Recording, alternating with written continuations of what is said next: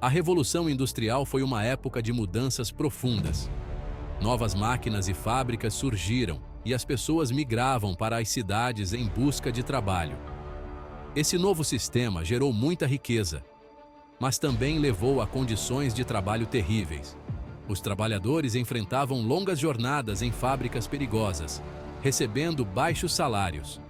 Eles não tinham poder de barganha com seus empregadores.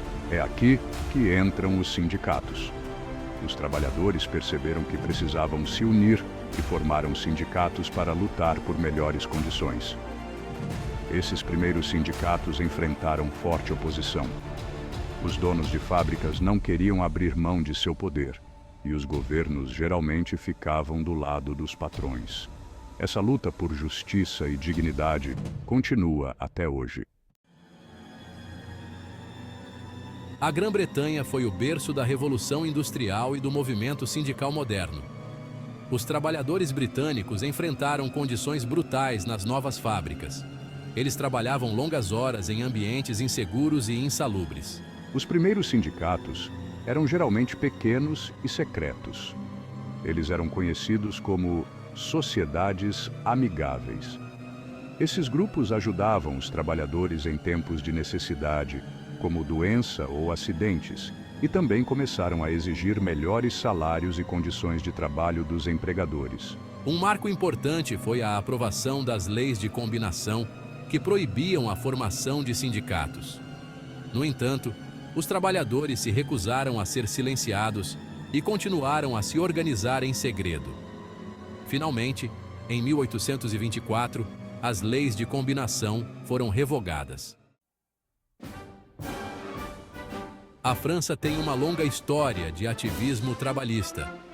A Revolução Francesa de 1789 foi um momento crucial na luta pelos direitos dos trabalhadores. Os trabalhadores franceses se inspiraram nesses ideais e começaram a formar seus próprios sindicatos e associações. Eles exigiam melhores salários, redução da jornada de trabalho e condições de trabalho mais seguras. Inicialmente, o governo francês era hostil aos sindicatos, mas com o tempo passou a reconhecer a importância dos direitos trabalhistas. Em 1864, a França concedeu aos trabalhadores o direito à greve, uma grande vitória para os trabalhadores franceses.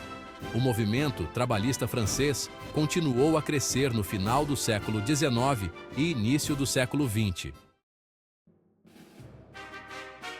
A Revolução Industrial se espalhou rapidamente ao longo do século XIX, e com a industrialização também se espalhou o movimento sindical. Trabalhadores em países como Alemanha, Bélgica e Estados Unidos começaram a formar seus próprios sindicatos. Eles enfrentaram muitos dos mesmos desafios de seus colegas na Grã-Bretanha e na França. A Primeira Internacional, fundada em 1864, foi um marco na história do movimento trabalhista global. Essa organização, também conhecida como Associação Internacional dos Trabalhadores, reunia trabalhadores de diferentes países para compartilhar ideias e estratégias para o avanço da causa trabalhista. A Primeira Internacional ajudou a espalhar as ideias socialistas por todo o mundo. Embora tenha durado pouco tempo, deixou um legado duradouro no movimento trabalhista global. Os séculos XIX e XX testemunharam a aprovação de leis trabalhistas históricas em muitos países. Uma das leis mais importantes foi a Lei das Fábricas Britânica de 1833. Regulamentava o trabalho infantil, proibindo o emprego de crianças com menos de 9 anos. Nos Estados Unidos, a Lei Wagner de 1935 foi uma grande vitória sindical. Garantia o direito de formar sindicatos e negociar coletivamente. Criou o Conselho Nacional de Relações Trabalhistas para fazer cumprir a legislação. A Primeira Guerra Mundial teve um impacto profundo nos movimentos trabalhistas em todo o mundo. A guerra levou à escassez de mão de obra, já que milhões de homens foram enviados para lutar nas linhas de frente. Isso deu aos trabalhadores um maior poder de barganha. Os sindicatos conseguiram negociar salários mais altos e melhores condições de trabalho. No entanto, a guerra também levou à agitação social e instabilidade política. O fim da guerra provocou uma onda de greves e agitação trabalhista, com os trabalhadores exigindo uma participação na prosperidade do pós-guerra. A Grande Depressão da década de 1930 foi uma época de dificuldades econômicas para milhões de pessoas em todo o mundo. O desemprego disparou, os salários despencaram e as empresas faliram. O movimento trabalhista foi duramente atingido pela depressão. No entanto, a depressão também levou a uma pressão renovada pela intervenção do governo na economia. Nos Estados Unidos, o New Deal do presidente Franklin Delano Roosevelt incluiu uma série de programas destinados a ajudar os trabalhadores, como a criação da Administração de Obras Públicas, ou WPA, que fornecia empregos para americanos desempregados. O New Deal também incluiu leis trabalhistas históricas, como a Lei Nacional de Relações Trabalhistas, que fortaleceram os direitos dos trabalhadores de se organizar e negociar coletivamente. O New Deal foi uma tábua de salvação para muitos de nós. Foi um ponto de virada para o trabalho na América. A Segunda Guerra Mundial, assim como a Primeira, levou à escassez de mão de obra e aumentou o poder de barganha dos sindicatos. Os governos recorreram novamente ao movimento sindical para ajudar a mobilizar a economia para a produção de guerra. Após a guerra, muitos países vivenciaram um período de crescimento econômico e prosperidade. Os sindicatos conseguiram consolidar suas conquistas e expandir sua base de membros.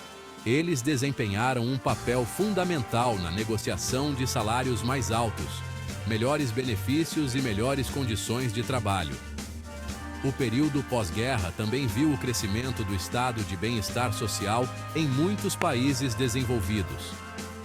Esses programas ajudaram a criar uma vida mais estável e segura para os trabalhadores. O movimento trabalhista brasileiro tem sua própria história e características únicas. Ele foi moldado pela experiência do país com o colonialismo, a ditadura e a democracia.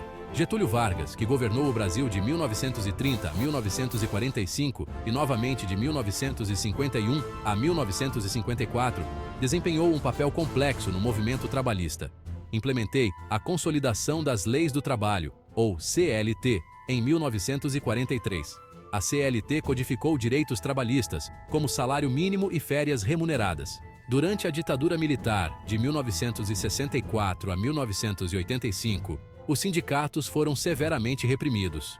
No entanto, o movimento trabalhista desempenhou um papel fundamental na luta pela democracia. Os sindicatos desempenharam um papel vital na melhoria da vida dos trabalhadores em todo o mundo. Eles lutaram por salários mais altos, melhores benefícios e condições de trabalho mais seguras. Também estiveram na linha de frente das lutas por justiça social, direitos civis e democracia. Os sindicatos ajudaram a criar uma sociedade mais justa e equitativa. Eles deram voz aos que não tinham voz e capacitaram os trabalhadores a exigir sua parte justa. Apesar dos desafios que enfrentam, os sindicatos continuam tão relevantes e importantes como sempre. Em uma era de globalização, automação e crescente desigualdade de renda, os sindicatos são necessários para garantir que todos os trabalhadores tenham um padrão de vida decente. O movimento trabalhista enfrenta uma série de desafios no século XXI. A globalização levou ao declínio dos empregos na indústria manufatureira nos países desenvolvidos. A automação está substituindo trabalhadores em uma variedade de setores. A ascensão da economia gig está criando novos desafios para os direitos dos trabalhadores. Apesar desses desafios, o movimento trabalhista tem uma longa e orgulhosa história de adaptação às mudanças.